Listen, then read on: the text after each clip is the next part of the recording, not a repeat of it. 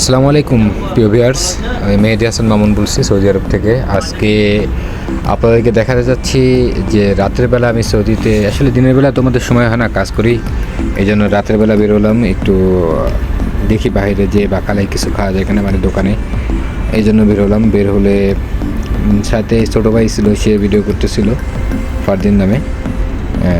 তো বাকালায় গেলাম, যে বাকালায় যে সব কিছু কেনাকাটা করলাম। এর মধ্যে রাস্তা পার হচ্ছিলাম, রাস্তায় আসলে অনেক গাড়ি ঘোড়া যাচ্ছে, তো বিভিন্ন ধরনের সমস্যা, গাড়ি দেখে যেতে হয়। তো আস্তে আস্তে আস্তে আস্তে গেলাম, যাওয়ার পরে বাকালাতে গেলাম।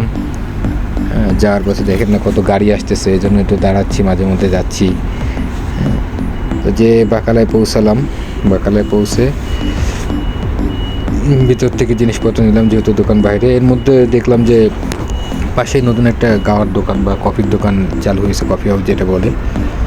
কি সুন্দর পরিবেশের মধ্যেও, ঠিক আছে, এটা দেখানোর জন্য আমি ভাবলাম যে আপনাদের যে দেখাই। আপনারা অনেকেই পরিচিত না, সৌদির যারা আছেন তারা পরিচিত, বাইরে যারা আছেন তারা আসলে পরিচিত না। যেখানে কফি, চা, এখানে গাওয়া বলতে একটা জিনিস আছে যেটা অনেক শক্তিবর্ধক, এটা সৌদিরা খায় আর কি।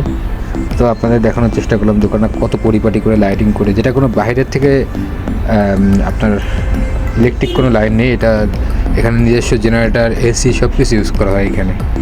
তো সেভাবে সবাই লোকজন কেনাকাটা করতেছিল, আমি একটু চেষ্টা করলাম আপনাদের দেখানোর জন্য। তো খুব ভালোই একটা পরিবেশ, আর ডেকোরেটরটা খুবই দৃষ্টিনন্দন, তো আপনাদের দেখানোর চেষ্টা করলাম। তারপর দেখতেছিলাম যে আসলে বেচা কেনাটা কেমন হয়, যেহেতু নতুন চালু করছে, আর দূর থেকে দেখতেও অনেক সুন্দর লাগতেছিল আর কি। তো অনেক ভালোই লাগতেছিল, যার কারণে ভাবলাম আপনাদের একটু শেয়ার করি, নতুনত্ব কিছু আপনাদেরকে দেখাই। দেখেন কত সুন্দর লাগতেছে, এটা জাস্ট এটা দৃষ্টিনন্দন। আর সন্ধ্যার পরে চা, কফি, গাওয়া, এখানে আসলে মূলত রেস্তোরাঁ এরিয়া, যেখানে সৌদিরা আড্ডা দেয়। সন্ধ্যার পরে এখানে বেচা কেনাটা ভালো হয়, তবে বাঙালিরা ছিল। এর মধ্যে বাকালা থেকে ঠান্ডা নিলাম, ঠান্ডা খাওয়া শুরু করলাম। তারপর দুইজন মিলে রুমের দিকে যাওয়ার জন্য রওনা দিলাম। এর মধ্যে রোড পার হচ্ছিলাম, আবার দেখে শুনে পার হতে হবে, কারণ সৌদিতে গাড়িতে এত জোর চালায় যে কোনো সময় লাগলেই জায়গায় ডেট। তো দেখে শুনে আস্তে আস্তে পার হচ্ছিলাম, পার হয়ে আস্তে আস্তে আস্তে আস্তে রোড পার হলাম।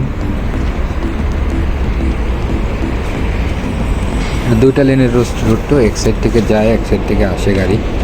তো পার হলাম, দুই সাইডেই দোকান আছে। তো আমরা যে দোকানটা যাই, বাঙালি ফারুক ভাইয়ের দোকান, সেখানে গিয়েছিলাম। এখন আর কি রুমের দিকে যাওয়ার জন্য উদ্দেশ্যে আমরা রওনা দিলাম। 10টা বেজে গেল, আমরা ঠান্ডা খাইতে এলাম না পারদিন। এর মধ্যে ছোটো ভাইয়ের সাথে আলাপ করলাম যে উমরায় যাবো, এটার মধ্যে এটা নিয়ে ওর সাথে আলাপ করলাম যে কবে কি যাওয়া যায়। ও বললো যে ওর ছোটো ভাই ফ্রেন্ডের আর কি গাড়ি আছে, তো গাড়ি নিয়ে যাবে। আমি বললাম যে আমিও যাবো, সেভাবে কথা বললাম। বলতে বলতে বলতে বলতে রুমের দিকে যাচ্ছিলাম। তুমি যখন যাবে আমি তোমার সাথে যাবো, জানা ভালো হবে। তো ওই নিজস্ব প্রাইভেট কার লিয়ে যাবো, আমার নিতে পারবো না। হ্যাঁ সমস্যা নেই, ল্যান্ড ক্লোজার লিয়ে যাবো, ল্যান্ড ক্লোজার আছে বন্ধু, একটা ল্যান্ড ক্লোজার কিনছে 85,000 রিয়াল। ওইখানে যাই আমরা থাকবো কোথায়? এখানে ইয়ে আছে হোটেল, হোটেলে কত করে খরচ হবে? হোটেলে খরচ কম না, কথাবার্তা কই তো দেব। তো আমাদের কনভারসেশন চলতেছিল, তেল খরচ রুমের দিকে যেতে প্রায় 5-7 মিনিট লাগে। তো জন্য কথা বলতেছিলাম। তার তো খাওয়া খরচ তো আমাকে চালাইতে হবে না।